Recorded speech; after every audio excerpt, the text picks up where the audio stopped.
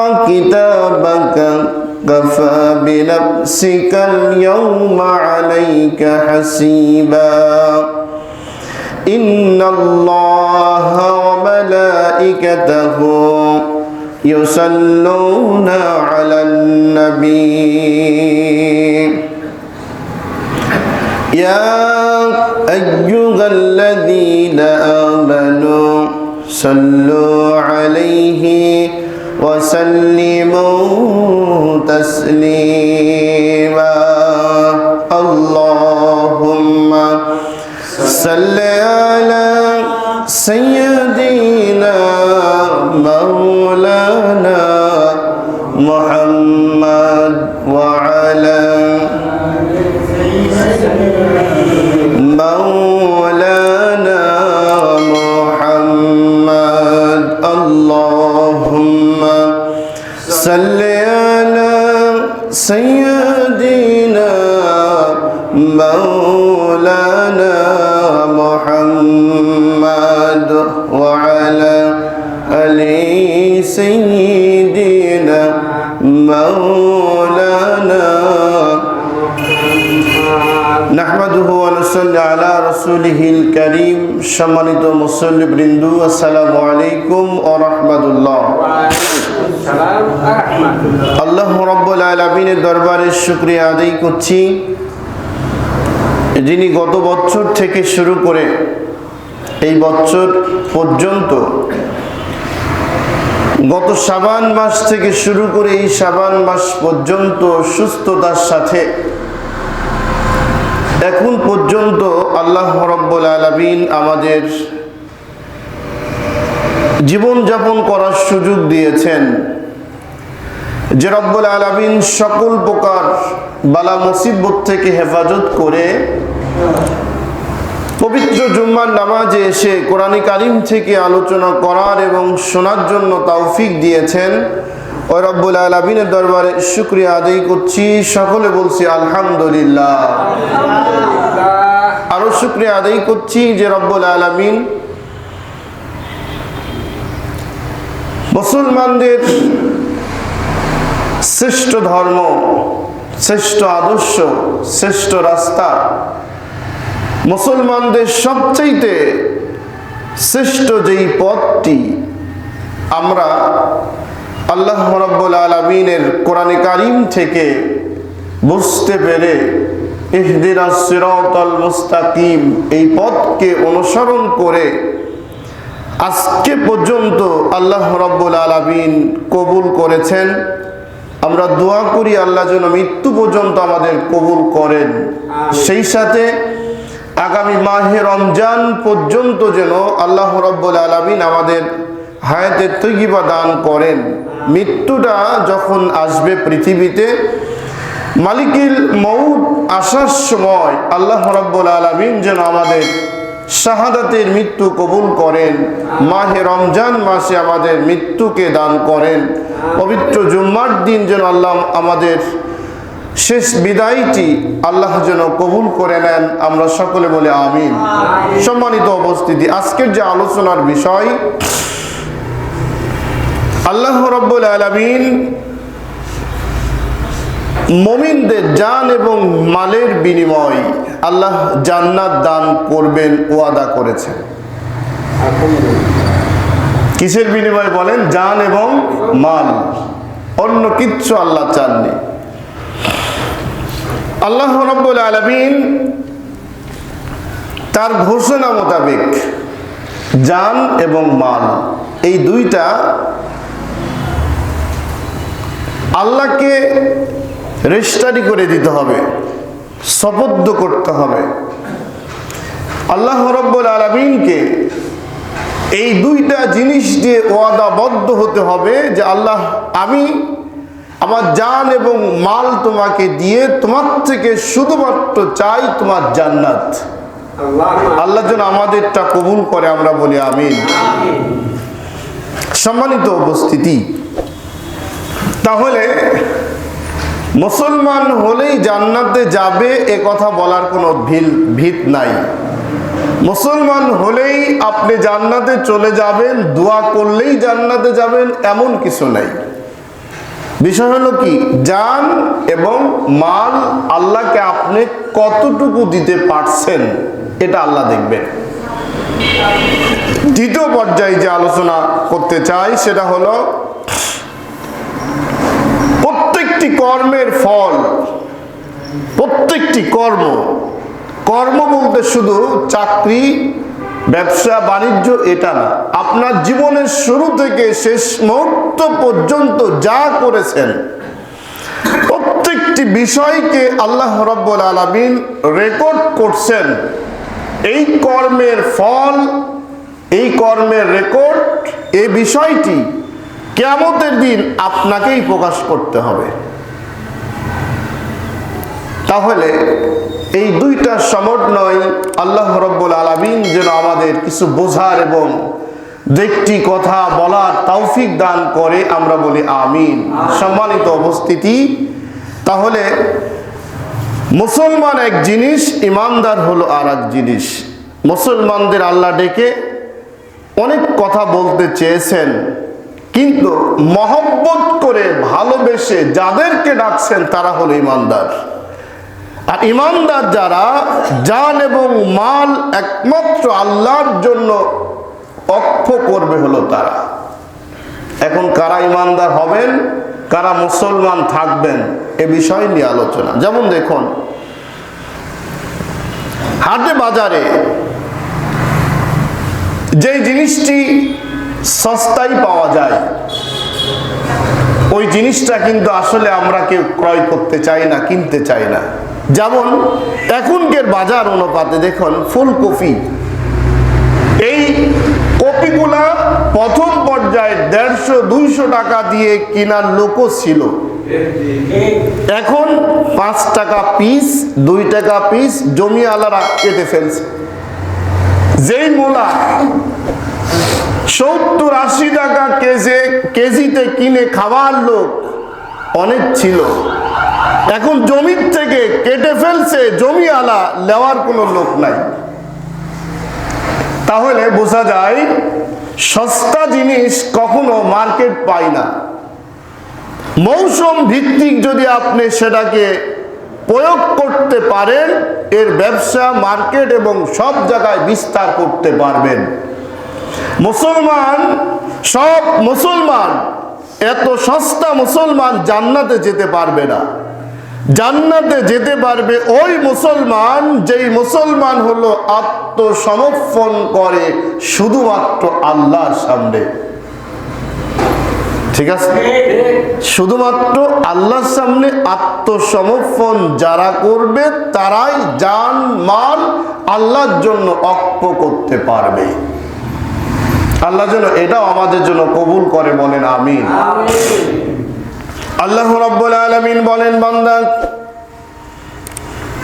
এই বিশ্বময় পৃথিবীতে আমি প্রত্যেকটি বান্দা বান্দিকে যখন পাঠিয়েছি, আমি একটা রাস্তা দেখিয়ে দিয়েছিলাম। রাস্তা হলো ইহদিনাস সিরাতাল মুস্তাকিম, সঠিক সোজা সরল একটি পথ দিয়ে তোমাকে আমি রব্বুল আলামিন একটা রাস্তা চিনিয়েছিলাম।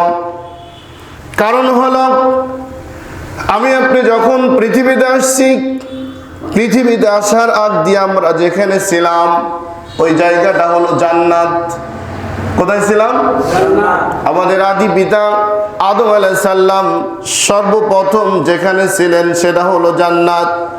আল্লাহ রাব্বুল আলামিন তার সিস্টেম অনুযায়ী জান্নাত থেকে যখন দুনিয়াতে আমাকে আপনাকে আদম আলাইহিস সালাম, মা হাওয়া আলাইহিস সালামের মাধ্যম দিয়ে যখন পৃথিবীতে পাঠিয়ে দিলেন, আল্লাহ রাব্বুল আলামিন বললেন, ও বান্দা শোনো, যেই জান্নাতে তোমরা ছিলে ওই হারানো জান্নাতে যদি আবার তোমরা যেতে চাও, আমি তোমাদের জন্য জান্নাতটা সুসজ্জিত আমরা সুন্দর করে রেখে দিয়ে দিলাম। যদি শুধুমাত্র একমাত্র দুনিয়ায় যাওয়ার পরে যদি তুমি আমার দেখানো পথ দিয়ে তুমি জীবন যাপন করতে পারো, আমি রব্বুল আলামিন ওই জান্নাতের মালিক তোমাকে আমি বানিয়ে দিব আবার। এখন কথা হলো, এই দুনিয়াতে আল্লাহ পথ দেখালেন, আল্লাহ রাব্বুল আলামিন আরেকটা বললেন, জান্নাত দেওয়ার আগে আল্লাহ রাব্বুল আলামিন বর্তমান পৃথিবীর মধ্যে সবচেয়ে দ্বন্দ্ব, সবচেয়ে ফাসাদ, সবচেয়ে বাধাগ্রস্ত যেই ব্যক্তি, তার নাম হলো ইবলিস, আজাদিল শয়তান। আল্লাহ রাব্বুল আলামিন তাকেও জান্নাতের মধ্যে রেখেছিলেন। একটি মানুষকে সুযোগ দেওয়া হয়েছে ভালো হওয়ার জন্য, সুন্দর রাখার জন্য, ওই মানুষটাকে সুন্দরভাবে জীবন যাপন করে আল্লাহকে চেনার জন্য। অনেক সুযোগ দেওয়ার পরেও যেই মানুষটি আল্লাহকে ভুলে যায়, যেই মানুষটি হলো বিপদে পড়লে আল্লাহকে ডেকে সাহায্য নিতে চায়, আর যখন একটি সুদিন দেখে, একটু সুদিন চলে আসছে মনে করে আল্লাহকে ভুলে যায়, আল্লাহকে ভুলে গিয়ে আবার তারা ক্ষমতা ফিরে নিতে চায়। এমন ইবলিস, এমন আজাজিল, এমন শয়তান। আল্লাহ রব্বুল আলামিনকে বললেন, রব্বুল আলামিন, আমি তো পথভ্রষ্ট যখন হলাম, আমি যখন তোমার অভিশপ্ত হিসাবে দুনিয়ায় চলে গেলাম, পাঠিয়ে দিলে, আমার যখন কোনো উপায় নাই, আমাকে একটি রাস্তা দেখাও, যেই রাস্তা দিয়ে চললে আগের জায়গায় ফিরে যেতে পারবো, আমার একটি পাওয়ার জন্য থাকে, এমন দেখাও। আল্লাহ রাব্বুল আলামিন বললেন, ঠিক আছে, পাওয়ার দেখানোর জন্য তোমার 3টা দোয়া কবুল করতে চাই আমি। ইবলিস চিন্তা করলেন, সুযোগ তো এবার আছে। আল্লাহ, সর্বপ্রথম যেই দোয়াটা আমি চাই তোমার কাছে, সেটা হলো আমার হায়াতটা তুমি কিয়ামত পর্যন্ত দিয়ে দাও। আল্লাহ বললেন, দিলাম। 2 নম্বর হলো তোমার বান্দাদের সবচাইতে বড় শিরা অপশিরায় ঢোকার মতো একটা আমাকে ক্ষমতা দাও। আল্লাহ বললেন, সেটাও দিলাম, যাতে করে সামনে পিছনে ডানে বামে এবং প্রত্যেকটা লোম পশমের গোড়া দিয়ে ঢুকে ঢুকে যেন আমি তোমার বান্দা বান্দিদের জাহান্নামের দিকে নিয়ে যেতে পারি। আমি যেই জান্নাত থেকে পথভ্রষ্ট হয়ে গেলাম, বেরিয়ে আসলাম, ওই জান্নাতে তোমার কোনো বান্দা বান্দিকে যেন প্রবেশ করতে না যায়, ওই বর্ডার বন্ধ করার ক্ষমতা তুমি আমাকে দাও। আল্লাহ বললেন, দিলাম। 3 নম্বর, অদৃশ্য বানিয়ে দাও। আল্লাহ বললেন, সেটাও দিলাম। যা এই সমন্বয় আল্লাহ রাব্বুল আলামিন বললেন, এবার তুমি শোনো, আমার যারা গোলাম হবে, আমার যারা ইমানদার হবে, আমার যারা বান্দা বান্দি হবে, আমার বান্দা বান্দিদের কোনো সময়ের জন্য তোমার দ্বারাই ক্ষমতা হবে না তাদের জাহান্নামে নিয়ে যাওয়া। দেখেন, আল্লাহর ইবলিসের চ্যালেঞ্জ, আল্লাহর চ্যালেঞ্জ, দুইজনের সমন্বয় এখন আপনার জীবন যাত্রা শুরু। আল্লাহ রাব্বুল আলামিন কেন বললেন? যেমনটি দেখুন, আপনি এখন সোজা সঠিক একটি পথ চিনেছেন, আপনি জানেন এটা ভালো এবং মন্দ। যেই ভালো এবং মন্দ দেখার পরে যারা চোখ দিয়ে দেখে না, কান দিয়ে শোনে না, বিবেক দিয়ে বিচার করে না, তাদের বলা হয় নির্বোধ। কি বলা হয় বলেন? নির্বোধ যারা, একটি পশু হলো তারা, নির্বোধ যারা, চতুষ্পদ জন্তু তারা। একজন নির্বোধ, একজন এই অবস্থার মানুষ কিয়ামতের দিন তো দূরের কথা, দুনিয়াতেও লাঞ্ছিত, দুনিয়াতেও লাথি, পরকালেও লাথি, এমনকি জাহান্নাম ছাড়া তাদের কোনো গতি হবে না। তার অন্যতম একটি আদর্শবান চরিত্রের মানুষ নব্য ফেরাউনের গোষ্ঠী বাংলার জমিনের। কথা বলেন ঠিক কিনা? একটু সুযোগ পেয়ে তারা আবার বলল যে আমরা কিন্তু আবার ফিরে আসছি, কখন আসবো, কখন ঢুকবো তোমরা কেউ জানবে না, এমন পায়তারা শুরু করে। ইবলিস যেমন অনুশোচনা, অনুতপ্ত, ক্ষমার রাস্তা চিহ্ন না, এই ইবলিস গুলাও ঠিক ক্ষমা না চেয়ে, নিজের ভুলগুলা না শুধরিয়ে আবার হুঙ্কার দেয় দাদা বাবুদের শক্তি দেখিয়ে আমরা আবার ফিরে আসতে চাই। ইবলিস আর এদের পার্থক্য আছে বলেন? কিচ্ছু নাই। আল্লাহ রাব্বুল আলামিনের জন্য বললেন, সামনে এই জাতীয় লোক থাকলে শুধরিয়ে নেন, নিজেও পরিবর্তন হয়ে যান। আল্লাহ রাব্বুল আলামিন বলতেছেন, শোনো, আমার বান্দা আমার বান্দীদের জাহান্নামে নিয়ে যেতে পারবে না। কেন না যাওয়ার কারণ হলো, আমি আল্লাহ রাব্বুল আলামিন একটা আদালত বানিয়ে দিয়েছি। প্রত্যেকটা দেশেই একটা আদালত আছে। আদালত মানে হলো ন্যায় বিচার, ইনসাফ ভিত্তিক বিচার ব্যবস্থা করার জন্যই দরকার আদালত, ঠিক না? এই আদালত হলো ইনসাফ ভিত্তিক বিচার করবে। কিন্তু আল্লাহ রাব্বুল আলামিন বললেন, দুনিয়ার আদালতগুলোর চাইতে আমি আল্লাহ রাব্বুল আলামিন হারানো জান্নাতে ফিরে যাওয়ার জন্য, ইবলিসের চ্যালেঞ্জ থেকে, মোকাবেলার থেকে তোমাকে বাঁচার জন্য, তোমাকে শুধরানোর জন্য, সতর্ক থাকার জন্য আমি আল্লাহ তাআলা তোমাকে একটা আদালত দিয়ে দিলাম এই জায়গায়। আপনি যদি ভালো করেন এখানে বুঝবেন, খারাপ যদি করেন তবু এখানে বুঝবেন, অন্যায় এখানে বুঝবেন, মন্দ এখানে বুঝবেন। সবগুলা বোঝার জন্য আল্লাহ রাব্বুল আলামিন একটা বিবেক আদালত দিয়েছেন, ঠিক না বলেন? ও দুর্নীতিবাজরা, শয়তানের অনুসারীরা, ফেরাউনের গোষ্ঠীর লোকেরা, এখন পর্যন্ত কেন আপনি বিবেকের কাছে প্রশ্ন করতে পারছেন না? এখনো বুঝতে পারছেন না কেন? এখনো মনে করুন এই দেশ আবার তাদেরকে ফিরিয়ে দিলেন, তারা নিয়ে নিল, আপনার লাভ কি? লাভ আছে বলেন? এই পর্যন্ত ক্ষমতায় থাকাকালীন যত নেতা ইন্তেকাল করেছেন, যত মানুষ মারা গিয়েছেন, ওই দলের দোহাই দিয়ে, দলের বড়াই দিয়ে, দলের সাপোর্ট দিয়ে জান্নাতে যেতে পারবে, আল্লাহকে খুশি করতে পারবে, কোনো রেকর্ড আছে বলেন?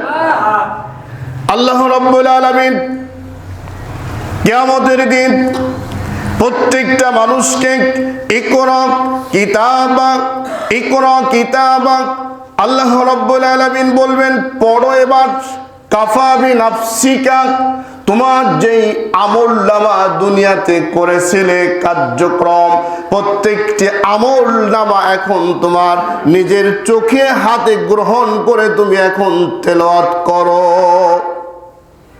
এবার এই বইটা আপনাকে তেলাওয়াত করতে দেয়া হলো, আপনার সংবিধানটাই মনে করুন। আপনারা যে সংবিধানের পিছনে ঘুরেন, ওই সংবিধানটা আপনাকে তুলে দেওয়া হলো, এবার পড়ো।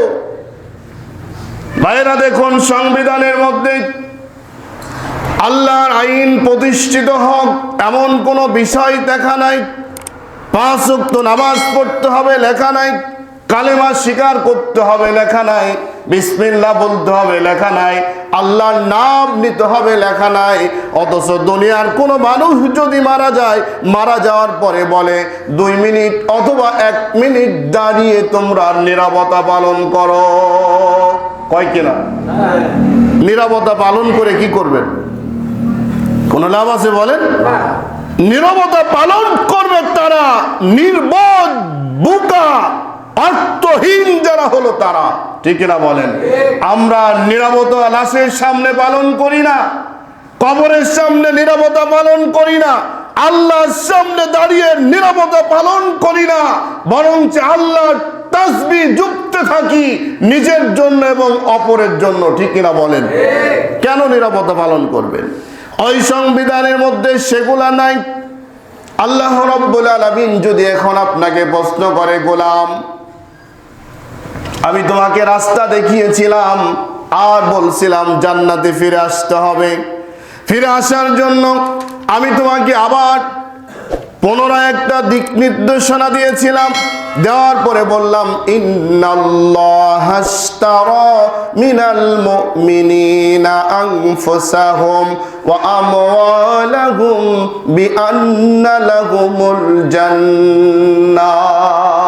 এই দুনিয়ার মধ্যে যত সম্পদ আছে, একটা ভিক্ষুক ভিক্ষা করে, ওই ব্যক্তির ভিক্ষা করার জন্য একটা সম্পদ দরকার, ওর নাম কি? ঝোলা, ব্যাগ।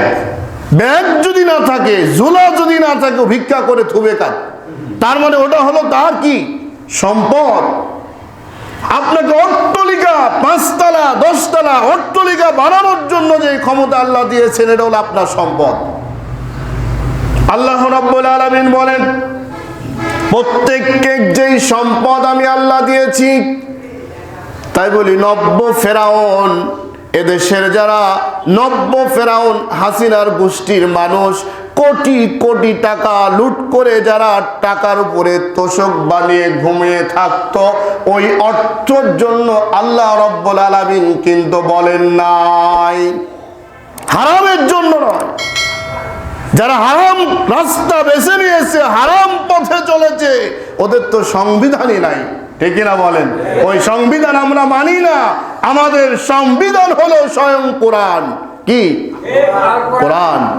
আল্লাহ রাব্বুল আলামিন বলেন, আমি রব্বুল আলামিন, ইন্নাল্লাহা আশতারা মিনাল মুমিনিনা আনফুসাহুম ওয়া আমওয়ালাহুম বিআন্না লাহুমুল জান্নাহ।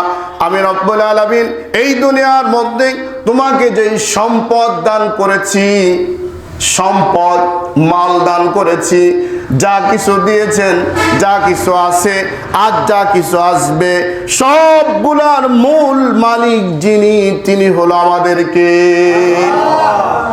আল্লাহ রাব্বুল আলামিন। একটি টাকাও যদি আপনার হাতের মুঠার মধ্যে থাকে, ওই টাকার মালিকও আল্লাহ ছাড়া কেউ না। এখন বলেন, অবৈধভাবে যারা টাকা কামাই করছে, ওই টাকার মালিকও তো আল্লাহই। কিন্তু আল্লাহ ঠিক, কিন্তু রাস্তা হলো দুইটা, একটি হলো আল্লাহ দেখানো পথ, আর একটা হলো ইবলিসের দেখানো পথ। জান এবং মাল, এই দুইটার মালিক স্বয়ং আল্লাহ রাব্বুল আলামিন। আপনাকে যে সম্পদ দিলেন, দিবেন, আসবে। মনে করুন, একজন স্যান্ডেল সেলাই করে মুসি, কিচ্ছু নাই, বাড়ি থেকে ফাঁকা হাতে চলে আসলো সুই সুতা নিয়ে, স্যান্ডেল সেলাই করলো, অনেক টাকা। এই স্যান্ডেল সেলাই করলেন ওনার ক্ষমতায়, ওনার সুই সুতা দিয়ে। এর পিছনে আল্লাহর কোনো অবদান আছে? কথা বলেন, ভালো করে বলেন। সুই সুতা তার, সময় তার, এর পিছনে কি আল্লাহর অবদান আছে? আছে। আল্লাহর অবদান না থাকলে সম্ভব কিভাবে? আমরা এইভাবেই আল্লাহর সাথে অসংখ্য অংশীদারিত্ব করে দূরে সরে যায়। কিভাবে? এই আঙ্গুলের ক্ষমতা এক চুলকে আছে? এই আঙ্গুলের যে ক্ষমতা আছে বলেন, নাই। আঙ্গুলকে যদি আল্লাহ রাব্বুল আলামিন অকার্যকর করে দেয়, এ হলো অর্থহীন। এবার কি বুঝে আসছে? সুই সুতা তার শ্রম, এর মধ্যে তার অবদান নাই। সর্বপ্রথম যার অবদান, তিনি হলো কে? আঙ্গুলের মধ্যে যদি শক্তি না দিতেন, তাহলে ওনার দ্বারা এই অর্থ যোগানো সম্ভব হতো বলেন? আপনি যদি একটা ব্যবসা করেন, স্বল্প পুঁজি, এই পুঁজির পিছনেও যার অবদান, তিনি হলো কে? আপনি রিক্সা চলান, ভ্যান চলান, চাকরি করেন, কর্ম করেন, ফসল ফলান, যা কিছু করেন, জীবনের যত কর্ম আছে অর্থ কামাইয়ের জন্য, সমস্ত সময় দানের মধ্যে, অর্থের মধ্যে সর্বপ্রথম যার অবদান, তিনি হলো আল্লাহ। তিনি কে? সমস্যা আছে? আর ক্লিয়ার হলেন?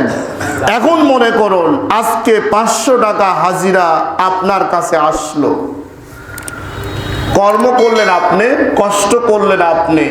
কিন্তু আরেকটি উদাহরণ আপনাদের দিই, যারা হলো অটো, গাড়ি, রিক্সা, এগুলা চালান, নিজে মালিক না, ভাড়া নিয়ে চালান। এখন যদি আপনার 300 টাকা জমা দিতে হবে, 800 টাকা আপনি কামাই করলেন, থাকবে কত? 500। 300 বাদ থাকলো হলো 500। এই 800 টাকা কার উসিলায় পালেন? অটোর উসিলায়। উসিলাকে অটো রিক্সা। এই অটো রিক্সা যদি না থাকতো, তাহলে কি 800 টাকা আপনার কাছে আসতো? তাহলে 300 বাদ দিলেন, এবার থাকলো 500। এই 500 আসলো হলো অটো চালানোর উসিলায়।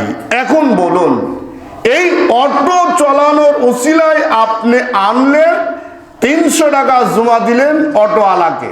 কেন? উনি টাকা দিয়ে কিনছে, উনি 300 পায়ে খুশি। এখন বলুন, অটো কি একা চলে না চালাতে হয়? চালাতে হয় না বলেন? চালাতে হয়। এই চালালেন যিনি, তিনি হলো কার? তিনি কার? তিনি আল্লাহর নয় বলেন? অটোকে চার্জ দিলেন, সারা রাত চার্জ দিয়ে অটো আপনি চার্জ হলো, সকালে চলালেন, আবার রাত্রে চার্জ দিলেন। এই যে আপনার যে অটো, আপনার যে বডি, আপনার যে শরীর, অটোর জন্য যদি 300 টাকা দিতে হয়, একটা অটোতে যখন আপনি না উঠবেন ততক্ষণ অকার্যকর। কিন্তু আপনার শরীর 24 ঘন্টার জন্য কার্যকর না অকার্যকর? কথা বলেন, বুঝেন তো? কার্যকর। তাহলে অটোওয়ালা 300 যদি পায়, 800-র মধ্যে আপনার থাকলো 500 টাকা। এই 500-র ভাগ আল্লাহর আছে না নাই? আছে না নাই বলেন? বুঝেন তো? এই যে জান এবং মাল দিতে বললেন আল্লাহ, কেন? জানটাও ছিল আল্লাহর, যে মালটা দিলেন ওটাও ছিল কার? আল্লাহ। এবার আপনার টাকা দিয়ে আপনার বউ যখন বিউটি পার্লারে যায়, আপনার মেয়ে যখন বিউটি পার্লারে যায়, ভুরু ফিলিপ করে, অলঙ্গা বেহাপনা অবস্থায় পোশাক কিনে যখন ঘুরে, এই টাকার মালিক কে? আল্লাহ। কে মালিক? আল্লাহ। আপনি আল্লাহ থেকে কি পারমিশন নিছেন যে আল্লাহ জান এবং মাল তোমার থেকে দিয়ে, তোমাকে দিয়ে, তোমার থেকে জান্নাত নিতে চেয়েছিলাম, কিন্তু ভুল বশতে রাস্তা ক্রস করে আমার বউ, মেয়ে, আমার একজন কাছের মানুষ এই অবৈধ রাস্তায় গিয়েছিল। এরকম সুপারিশ করার সুযোগ 1 দিন, 2 দিন, 3 দিন, প্রতিদিন কি পাবেন? একটা মানুষের ভুল 1 দিন হতে পারে, 2 দিন হতে পারে, 3 দিন হতে পারে, প্রতিনিয়ত ভুল হয় কিভাবে? কি বলেন? ভুল হতে পারে বলেন? অথচ আপনি তো একজন নামাজি, আপনি তো ইমানদার।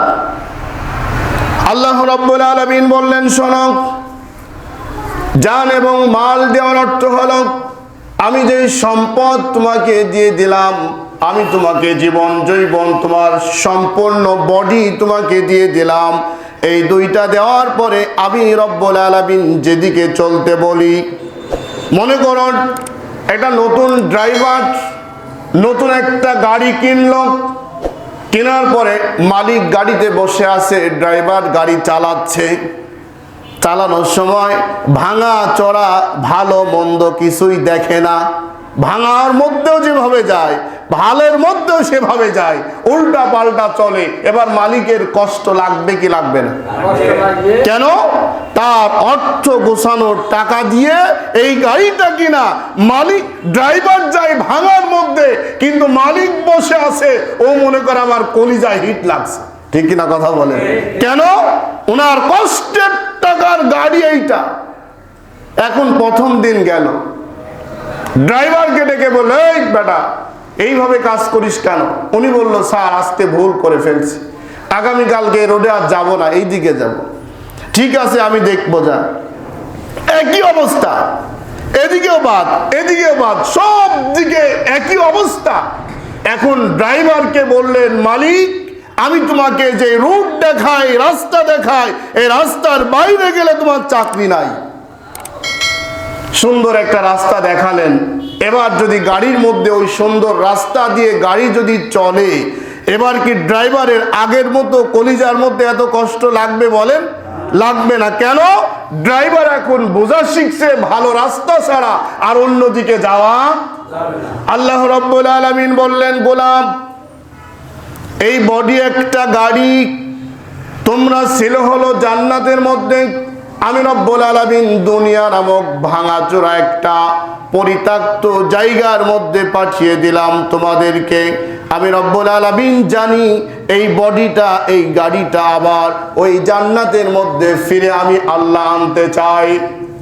আমি আল্লাহ আনতে চাই জন্য এই ড্রাইভার, এই গাড়ি, এই যৌবন, এই জীবনটা, এই গাড়িটাকে যেন সুন্দর একটা রাস্তায় চলতে পারে পথ নিশ্চিত করে দিয়ে আমি আল্লাহ রাব্বুল আলামিন দুনিয়ার সমস্ত মানুষ ইমানদারদের ডেকে বললাম, ইমানদার কখনো কোনো সময়ের জন্য তেড়া বেঁকা ভাঙা চূড়া রাস্তা দিয়ে না চলে তোমরা নিঃসন্দেহে চলবে হলো ইহদিনাস সিরাতাল মুস্তাকিম, সঠিক সোজা সরল পথ দিয়ে তোমরা চলবে, গাড়িও ভালো থাকবে, বাড়িতে ফিরে আসতে পারবে এবং তোমার সকল টেনশন আমি আল্লাহ মুক্ত করে দিব। সুবহানাল্লাহ। এখন বলুন ভাঙা রাস্তা কোনটা? ভাঙা হলো সুদ, ভাঙা হলো ঘুষ, ভাঙা হলো কুফরি, ভাঙা হলো পরনিন্দা, গীবত, প্রতিহিংসা, এইভাবে একটি একটি করে মানুষ রচিত আইন মতবাদ যত রয়েছে সবগুলো হলো ভাঙা পথ, তেড়া বেঁকা পথ, নোংরা পথ, বাঁকা পথ। ঠিক কিনা বলেন? সোজা পথ হলো কোরআনের পথ, ইসলামের পথ। এই জন্য আল্লাহ রাব্বুল আলামিন ডেকে বললেন, তোমরা সকল সময়ের জন্য এই বডিটা, এই গাড়িটাকে কোন দিকে নাও? ভালো পথে নাও। আচ্ছা, ভালো পথে আমি গেলাম না, ভালো পথে না যে আমার মতোই আমি চললাম, ড্রাইভার যদি ওই মালিকের কথা অনুযায়ী গাড়ি না চালায়, এবার হঠাৎ করে তার চাকরি নাই, দোষ কার? কথা বলেন? ড্রাইভারের দোষ। ড্রাইভারের কেন? উনি রুট অনুযায়ী চলে নাই, কথা শুনে নাই, না শোনার জন্য সব বাদ। তাহলে একটা মানুষের যদি বুদ্ধি এমন থাকে, আমার আল্লাহর বুদ্ধি আছে না নাই? আল্লাহ রাব্বুল আলামিন এবার বললেন ইহদিনাস সিরাতাল মুস্তাকিম, এই সঠিক সোজা পথ যারা দেখার পরেও এই বিবেক দিয়ে, বুদ্ধি দিয়ে বিচার বিশ্লেষণ করে যারাই চলো নাই, তাদের জন্য আমি আল্লাহ রাব্বুল আলামিন জাহান্নাম তৈরি করে রাখছি। চাকরি নট, এবার জাহান্নাম। এবার বলেন, আপনার বাড়িতে দোয়ার দাওয়াত দিলেন, মোনাজাত করা লাগবে, মোনাজাতের সময় আমি যদি বলি আল্লাহ তাকে জাহান্নাম দাও, আল্লাহ জাহান্নামের উচ্চ মাকাম দান করো, জাহান্নামের বড় চেয়ারটা দাও, এইভাবে যদি দীর্ঘ সময় মোনাজাত করি, দোয়া করি, তাহলে কি আমার এই মোনাজাত কি শুনবে কেউ? এই ফরিয়াদ কি কেউ শুনবে বলেন? বাড়িওয়ালা তারপর কি খাতে হাত দিবে বলেন? যে লোকগুলা ছিল তাদের কি সম্মানজনক ভাবে বিদায় হাত দিবে বলেন? কেন? দুনিয়ার সমস্ত মানুষ চাই যেটা, তার নাম কি? কি বলেন? নামাজ আছে নাই, রোজা আছে নাই, কোন কার্যক্রম নাই। একজন কমিউনিস্ট মারা যাওয়ার পরেও চাই আমার জন্য দোয়া করো, আল্লাহ তাকে জান্নাত যেন দেয়। তার মানে আমরা প্রত্যাশী হলো জান্নাতের। কিসের প্রত্যাশী? জান্নাতে যেতে চাই। আল্লাহ রাব্বুল আলামিন বললেন আমি জান্নাত দিতেই চাই, কিন্তু জান্নাত যদি নিতে হয় তাহলে তোমরা কি করো? এই সঠিক সোজা সরল পথ বাদে আর আঁকা বাঁকা তোমরা চলতে। এখন দেখুন, এই কথাটা বোঝা সহজ না কঠিন? এর চাইতে সহজ আর কিছু আছে ভাই বলেন? এখন মনে করুন এর পরেও কোরআন সাংঘর্ষিক যেই জীবন যাত্রা এটা আপনি চলতেছেন, এটা চলতেছেন। বালুঘাট দখল, চট দখল, হাট দখল, মাঠ দখল, অফিস দখল, নানান কিছু অপকর্ম যত রয়েছে সবগুলো যখন আপনি করেন, করার পরে এখন কথাগুলা কার বিরুদ্ধে যাবে? যে করে না তার, না যে করে তার?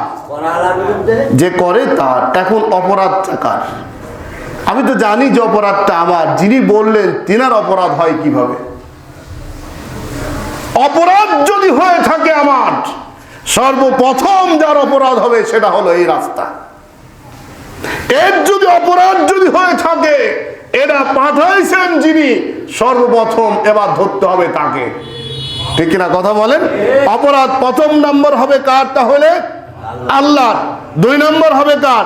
কোরআনের। 3 নম্বরে কোরআনের কথা যিনি বলেছেন তার। এখন যদি বলেন আল্লাহর যদি অপরাধ হয় এ কথা যদি বলেন, তাহলে কি জান্নাতে যাওয়ার সুযোগ আছে? মূল মালিককে আল্লাহ। 2 নাম্বার হলো এই কোরআনের বিরুদ্ধে কথা সরাসরি যদি বলেন, এটাকে ফেলে দিয়ে আসেন, এই মুসল্লিরা কেউ কি ছাড়ি দিবে বলেন? তাহলে যদি ইমাম সাহেব যদি বলে কিছু মানি কিছু মানি না, তাহলে কি ছেড়ে দিবেন? সব কথাগুলা বলার পরে যিনি মানে না, যিনি বিশ্বাস করে না, যিনি বললেন অপরাধী, এবার দোষটা তার হবে, ঠিক না বলেন? এখন বলুন, এটা যদি ফেলে না দিতে চান, এটা যদি ধরে রাখতে চান, তাহলে ওনাকে ফেলে দেন না কেন? ওনাকে ফেলে দেন না কেন? উনি হলো কে? উনি হলো যে আপনাকে পরিচালনা করতে চায় কোরআন বিরোধী, ইসলাম বিরোধী, দুনিয়ার লোভ লালসায় যে আপনাকে পরিচালনা করে, ওনাকে আপনি বাদ দিয়ে স্বয়ং কোরআনের কাছে চলে আসুন, ঠিক না কথা বলেন? এটা বুঝেন না কেন? 5 ওয়াক্ত নামাজ পড়ি, রোজা করি, এত কিছু করি, তারপরেও আমার এই আদালতটা এই ফয়সালা কেন দিতে পারে না? এই ব্যর্থতা কার? নিজের। কার বলেন? নিজের। যার চোখ নাই, দুনিয়া সম্পর্কে যতই বুঝাইতে চান না কেন, উনি বলবে দুনিয়া একটা অন্ধকার, ঠিক কিনা? দুনিয়া অন্ধকার। কবর এবং দুনিয়া, হাসর এবং কবর, সব জায়গায় ওনার জন্য কি আলো হবে না অন্ধকারই থাকবে? যেখানে নিয়ে যান সেটাই হলো অন্ধকার। কেন? তার তো চোখই নাই। আমার দেশের মধ্যেও কিছু মানুষ এমন রয়েছে, এই চোখ আসল চোখ নয়, আসল চোখ হলো বিবেক বুদ্ধি বিশ্লেষণ করে যে মানুষটা স্বয়ং আল্লাহকে চিনতে পারে নাই, ওই মানুষটা হলো অন্ধ, ওই মানুষটা বধির, ওই মানুষটা অর্থহীন, ওই মানুষটা হলো চোখ নাই।